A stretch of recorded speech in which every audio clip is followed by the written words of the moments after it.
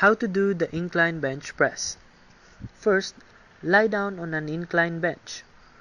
Gripping the bar with a medium weight grip, lift the bar off the rack. Hold it straight over your head, keeping your arms locked. This is the starting position for the exercise. Inhaling slowly, move the bar down toward your upper chest. After a slight pause, push the bar back to the starting position. Exhale while doing so. Arms should be locked. Squeeze your chest and hold for a second before bringing the bar down again.